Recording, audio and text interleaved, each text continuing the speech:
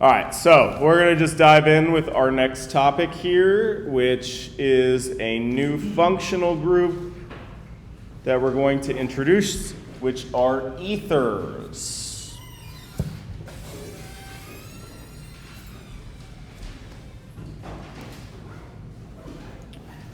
All right, so the last functional group that we introduced were alcohols. What's up? You talked about this chapter 8? Yes. All right, so alcohols had that oxygen in there, but there was necessarily that OH group, right? So oxygen likes to have two bonds and two lone pairs. In an alcohol, one of those bonds is always an oxygen-hydrogen bond, okay? An ether also contains an oxygen, but on the other side is now another carbon, right? So an ether has two carbon-oxygen bonds. So the kind of generic formula for an alcohol would be R. Remember, R represents any number of carbons and hydrogens, OH. Whereas an ether is ROR, right? There's necessarily some carbons on the other side of that oxygen as well.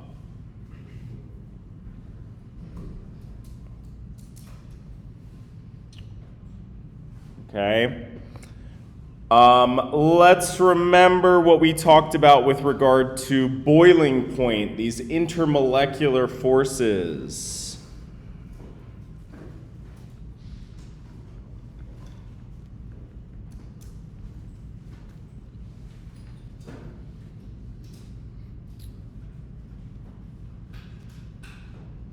Alcohols, we remember that we said that they were capable of hydrogen bonding because of that OH group. If we look at an ether here with its two lone pairs, okay. Can an ether hydrogen bond? It's a little bit of a trick question. Can an ether play the role of a hydrogen bond acceptor? Does it have a lone pair on one of those very small electronegative elements like oxygen, nitrogen, or fluorine? It's got a lone pair on that oxygen, right? So this can hydrogen bond accept. Let's just call it H bond for the sake of writing. But is it an H-bond donor? Does it have a hydrogen attached to that electronegative element? No. So, although this can accept hydrogen bonds from something like water, for example, it does not have an H-bond donor, right? So unlike alcohols, which had this relatively high boiling point because of their really strong intermolecular forces, those hydrogen bonding, ethers don't have that, right? They don't have as strong of interactions between neighboring molecules, okay? So unlike alcohols, remember the whole shtick of the hydrogen bonding was we said that this created these really strong forces between neighboring molecules. So if you wanted to boil them, if you wanted to separate them into the gas phase, it was hard to do so, right? For alcohols, kind of like water, you have to put a crap ton of energy in to separate these molecules. Ethers, not the case. They do not interact very strongly, so they're much easier to separate into the gas phase. So unlike alcohols, which we said had a high boiling point, ethers have a very low boiling point.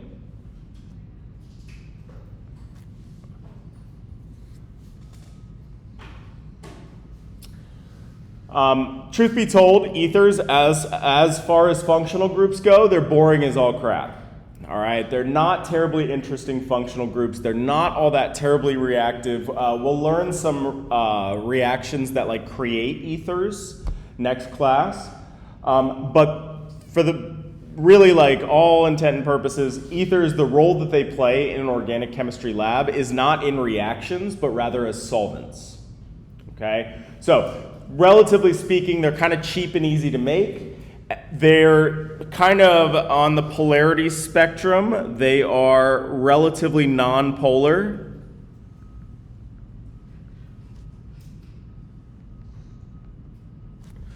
It's not like super nonpolar like hexane or something like that, like just a straight up alkane. They do have that oxygen in there. It can play the role of a hydrogen bond acceptor, but generally speaking, they're used as nonpolar solvents. And they have this really low boiling point, which can come in handy. There's often times where we're trying to get rid of a solvent, for example. And so using something like an ether is great for that, because applying just a tiny amount of heat will get rid of that ether altogether, because that's super low boiling point. All right, so again, we'll learn about some reactions of ethers, but really their role that we're going to see them play more often is as a solvent. And so we're actually going to learn about reactions that ethers play the role of a solvent in. So it's kind of weird in this chapter that we're going to learn about these particular reactions, but it's because ethers are a solvent in these reactions. So the first one is what's called a Gilman, or no, we're going to start with Grignard reactions.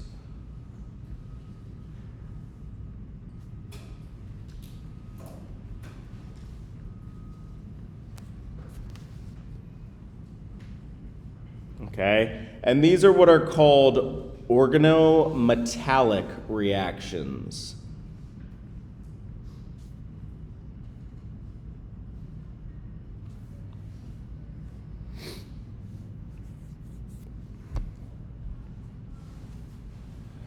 All right, if we're going to pick this word apart, what do we think metallic means? There's got a metal in there, exactly, right? So one thing that we have never seen in organic chemistry thus far is metals, right? We're talking about organic molecules, always carbons and hydrogens and oxygens, all these non-metal elements. These are going to be reactions that involve metals, something we haven't seen thus far. Okay? So this is kind of crazy, but it turns out that if you take something like an alkyl halide,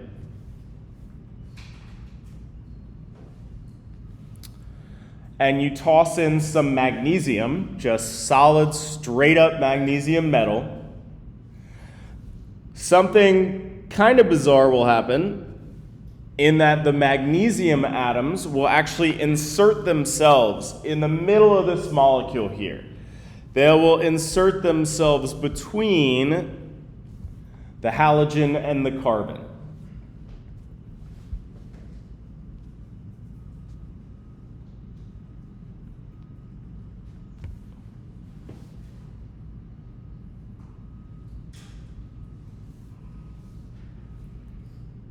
All right, so let's just take a second to look at this here.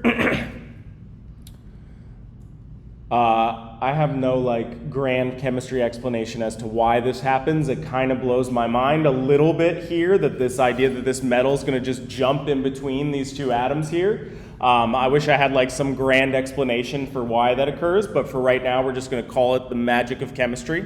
All right, but it turns out that if you take a compound that has a halogen in it, a bromine for example, and you toss in some magnesium shavings, right, just like metal magnesium, those magnesium atoms will insert themselves between the carbon and the bromine. All right, so my product here, all I've done is now stick that magnesium between the carbon and the bromine in that compound. And that's only true with magnesium? It's magnesium's magic. We're going to learn about one other ones, but yes, magnesium's like the go-to here. To be honest, that's a really good point. I honestly am not sure if a bunch of other metals do it and we just use magnesium because it's cheap. I'm not sure, but this is the go-to here because this creates what's called a Grignard reagent. So this thing here that we just created by sticking that magnesium on there turns out to be super useful.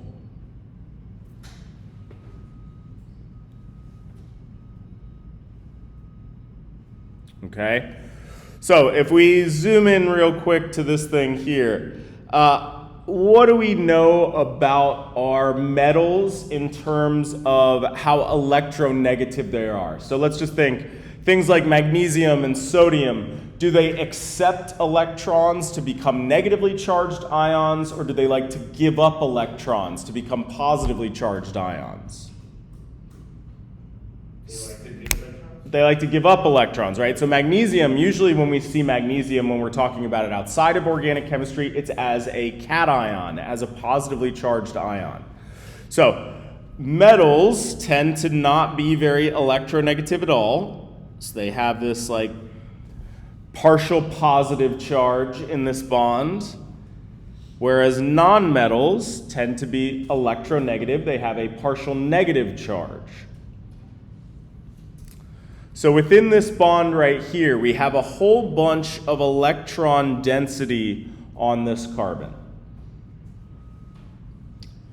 So what we're going to see about our Grignard reagents is that carbon is going to play the role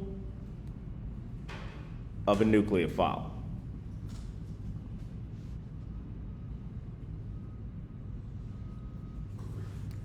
Because magnesium's inserted itself in this compound right here, and magnesium has this very low electronegativity, that puts a crap ton of electron density on that neighboring carbon, and thus carbon is going to play the role of a nucleophile in these reactions. What's up? So when the magnesium plays a role of going in between the bromine, like the halogen, I don't know how to say that in the outside, or like this percentage, or like the amount of bromine, is it smaller, or is it the same exact thing? You don't actually lose any bromine here. Okay. We're going to see it gets kicked off Okay. in these reactions, but at this step when you created it, you have the same number on the left as the right? The magnesium's just literally kind of stuck itself in the middle.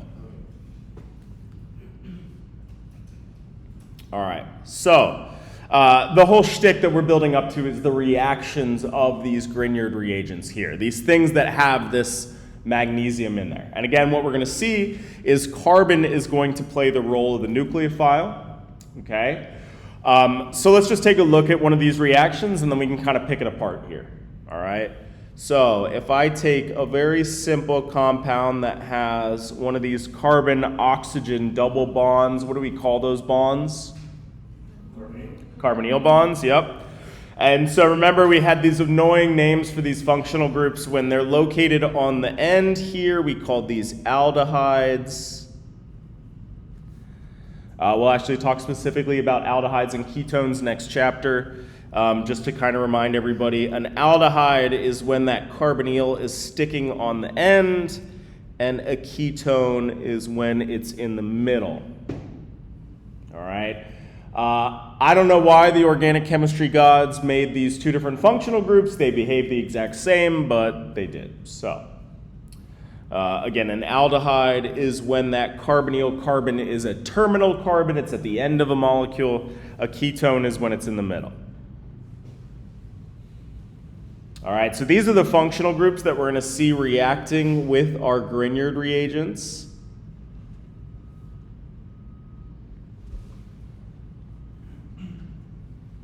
All right, and like I said, carbon is going to play the role of a nucleophile.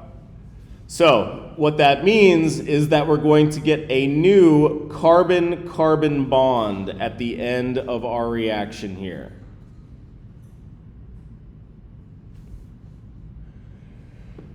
Which from a chemist standpoint is really cool. That means that we can kind of grow our molecule, right? We can really change the shape. We're not just swapping out a functional group. We're actually adding carbons here. From an organic chemistry student standpoint, kind of a pain in the butt, because that means that we're going to get a product that's big and ugly on the other side, right? It's going to actually increase in number of carbons. So, importantly, count your carbons is going to be a super important sort of double check for these types of reactions, right? We always talked about counting carbons, but specifically when we're growing our carbon backbone, making sure we have the same number on the left and the right is going to be really important.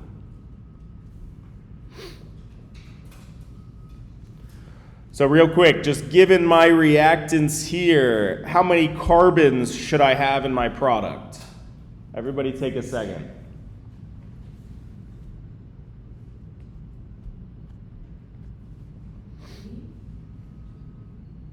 How many do I have in that aldehyde?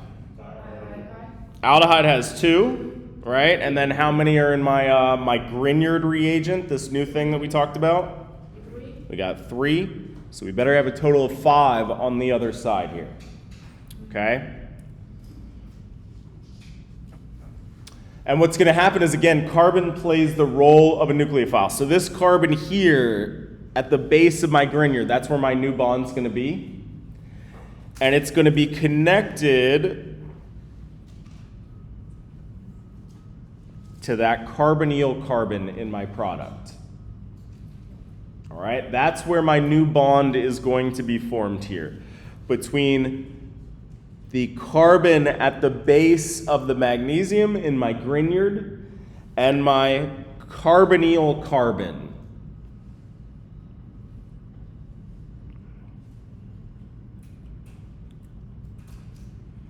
All right, now let me, real quick. What I did not explicitly draw on this aldehyde is this hydrogen right here, right? Remember, carbon always has to have 4 bonds, so I have these 3 bonds explicitly drawn here. That means one thing's missing, which is that hydrogen. If I form a new bond between this carbon and this carbon, like, what's wrong? Let's say that I just do it like this. What's wrong here? Everybody's organic chemistry brain should have exploded, right? Because we got way too many bonds on that one particular carbon. So in this reaction, when these new bonds form, it actually is going to break one of those carbon-oxygen bonds there, creating an alcohol. Okay, so let's just real quick, before we go on, let's just kind of pick this apart. I guess I can leave that. I have my 1, 2 carbons from my aldehyde. That's these 1, 2 carbons right here. I've now attached at that what used to be my carbonyl carbon, the one at the base of that double bond, that oxygen carbon double bond. And now I've added 1, 2, 3 carbons onto there.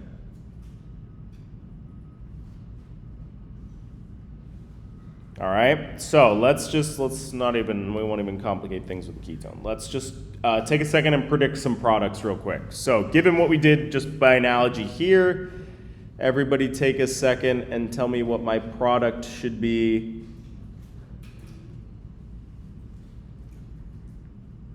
in this reaction.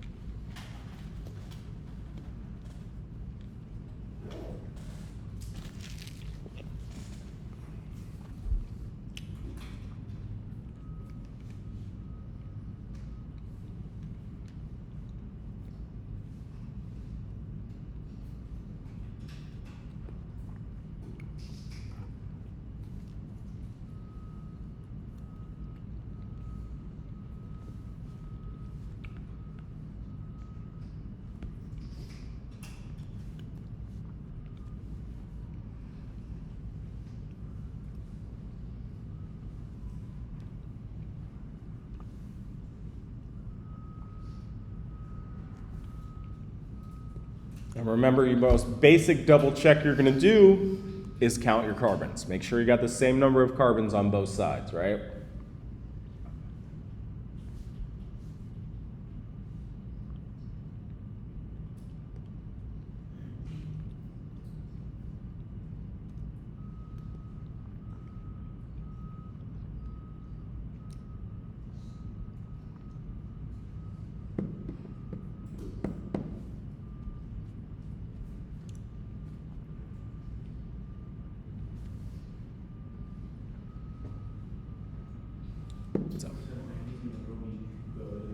They get kicked off, yeah. So they actually are now floating around in solution.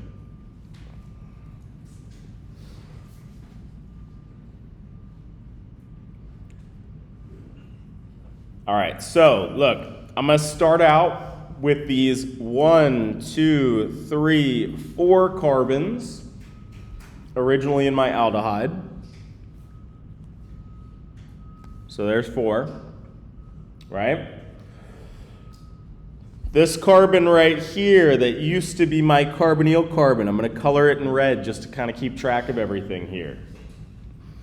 It had a carbon-oxygen double bond on the left-hand side, but remember in this reaction, because carbon can't have too many bonds, that turns into a carbon-oxygen single bond.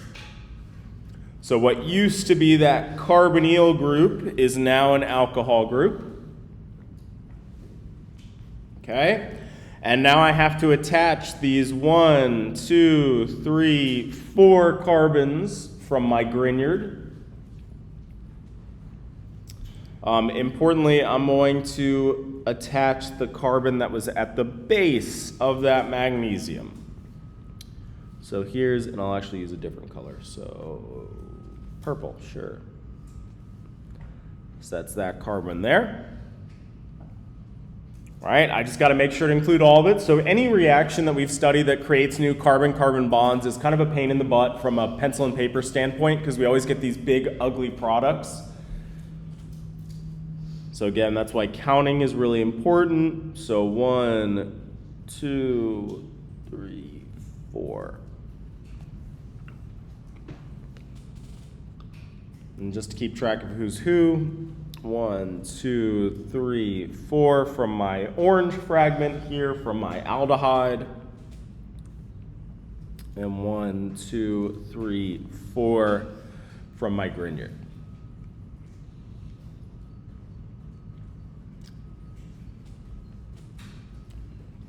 All right, let's just practice a few more of these because I know that this is kind of a tricky thing.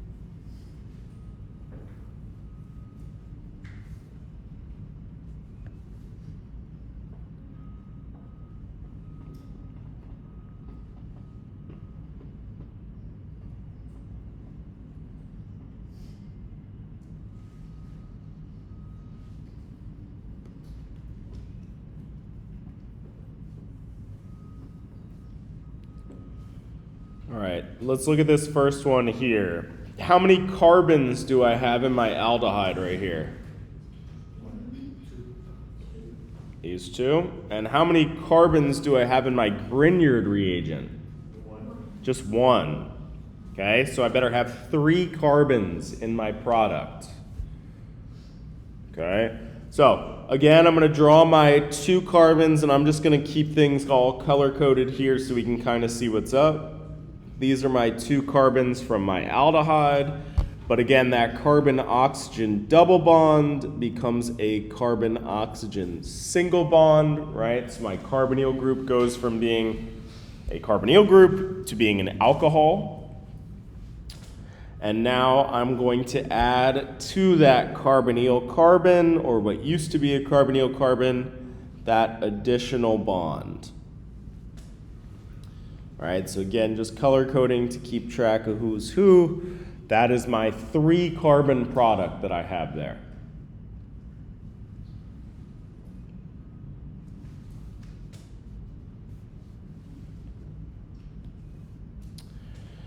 This would now no longer be an aldehyde, but a ketone, because it's got 2 carbons on the, it's in the middle of the molecule, not on the end. So this is 1, 2, 3 carbons. Okay, but again, I'm going to attach to this carbonyl carbon right here. Okay. I'm going to draw it a little bit flatter here so we can see that new bond.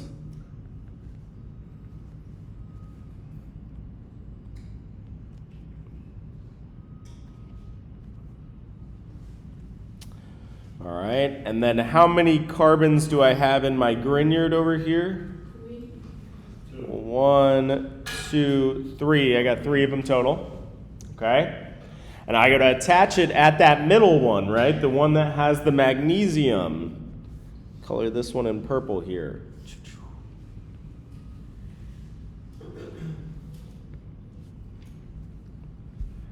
All right, so here's my new bond with that purple carbon. And then I have 2 coming off.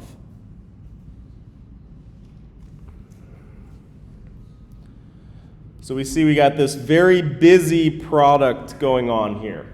Okay? So in these reactions, over and over and over again, we're linking the same 2 atoms. The carbon that's at the base of my carbonyl group, my carbonyl carbon, with the carbon that's at the base of my magnesium. The pain in the butt of these reactions is going to be I get these big, ugly products on the other side. Right? So we got to be really good about counting carbons and making sure we've connected things at the proper point. So take a minute if you have not already to do this one. I'm going to throw one more up there now that we've practiced a few so we can get a good sense of what we're doing here.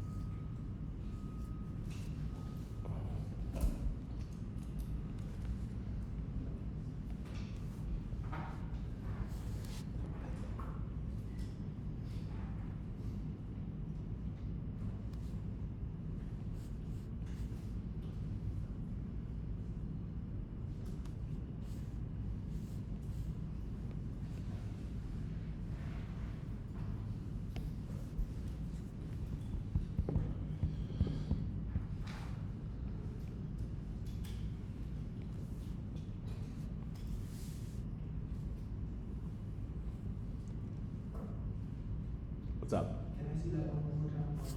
Yeah, totally.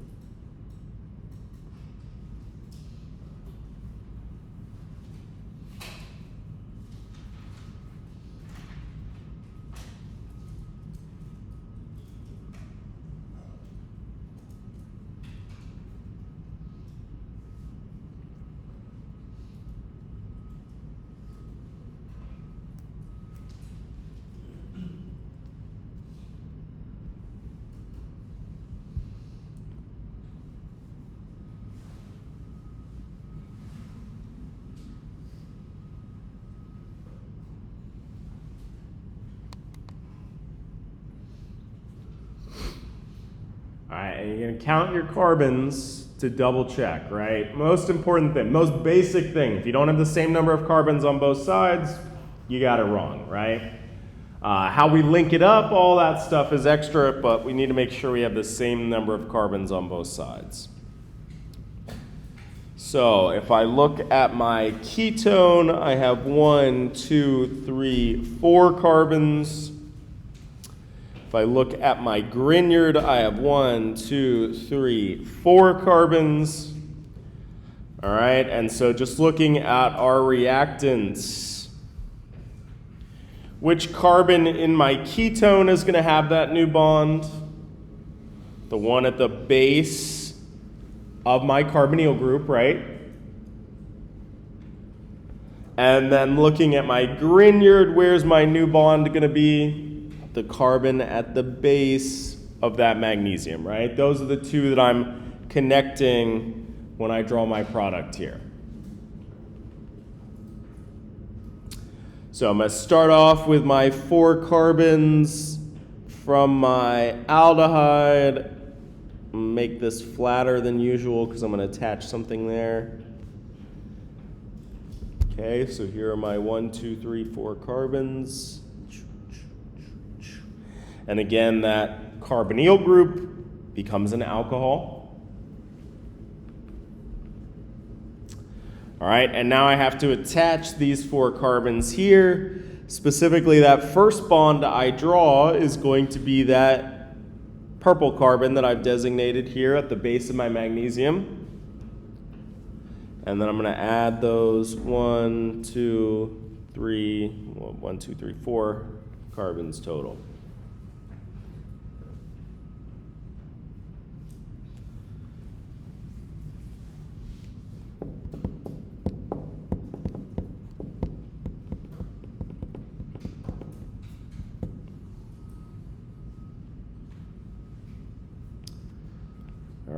And this one, again, I have these 1, 2, 3 carbons from my, in this case, is this an aldehyde or a ketone?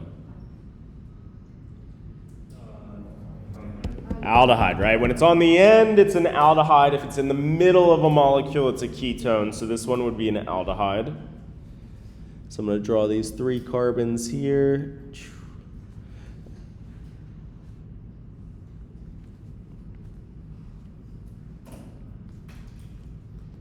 And again, that carbonyl group becomes an alcohol.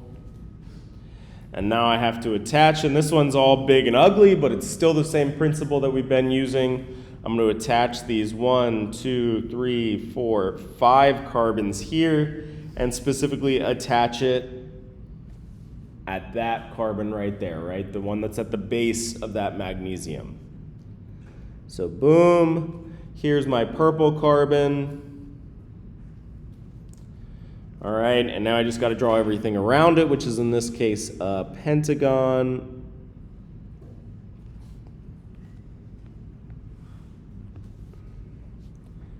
And that adds my 1, 2, 3, 4, 5 carbons on there.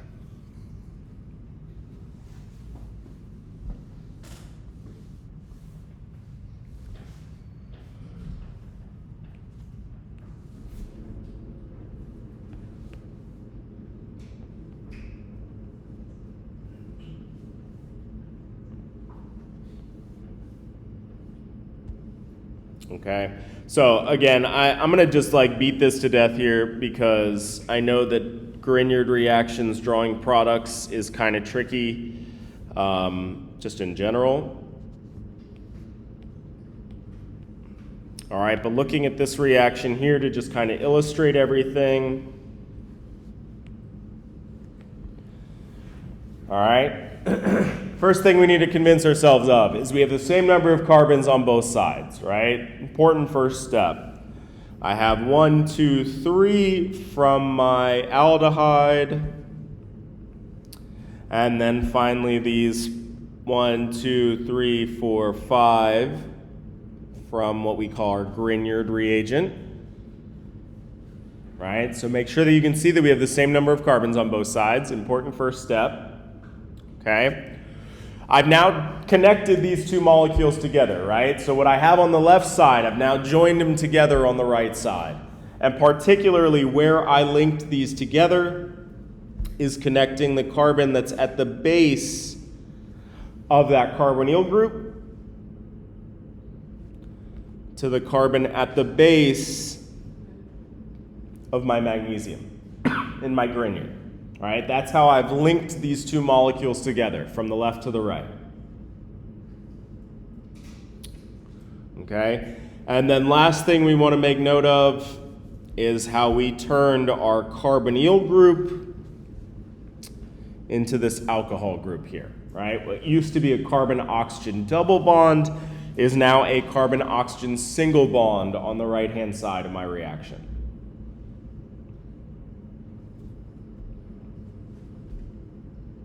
All right, we're gonna do 2 more of these, and then that feels like enough for the Monday after spring break, all right? But yes, just in terms of predicting products is really important here. Again, all these sort of double checks that we've kept in mind, making sure that things are linked correctly, as well as the most important double check, you have the same number of carbons on both sides.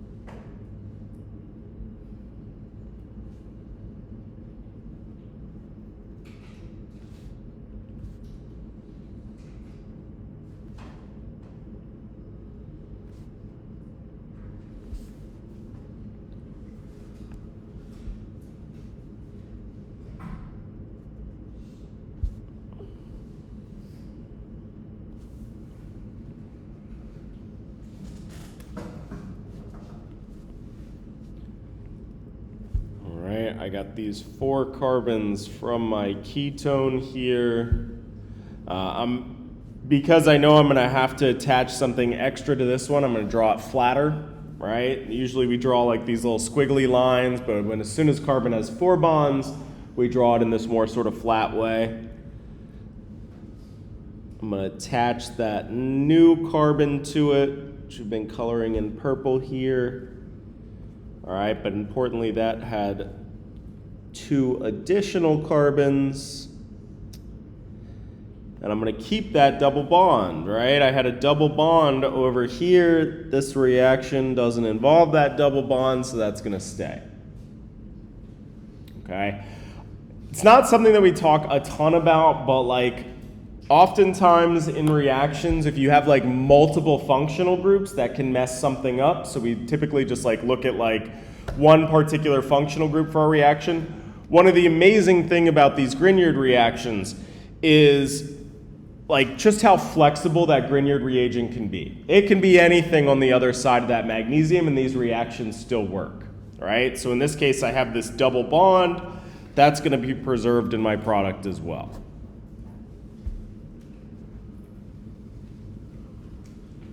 Okay. So for this one here, I'm going to start by drawing my hexagon. All right. This carbon here, what used to be my carbonyl group, is now just an alcohol. Right, so this takes care of these 1, 2, 3, 4, 5, 6 carbons over here. All right, and now I have to add these 4 over here. That first bond I draw, that will be to this carbon, the one at the base of my magnesium. All right, now I have to include those other ones.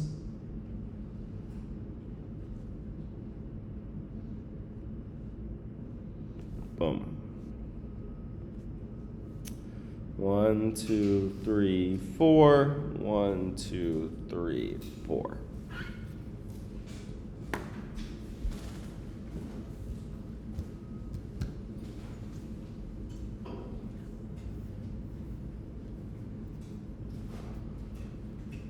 All right, so we've kind of just been playing the same game over and over again, but I realize that these reactions, because we're creating new carbon-carbon bonds, we've kind of seen this before with other reactions that create new carbon-carbon bonds, we just get these big, ugly products. So it's much harder to look at it and kind of like instantly have it click what's going on. All right, so that's why we did a bunch of different reactions here, a bunch of different examples. And yeah, we'll pick up with this next time as well.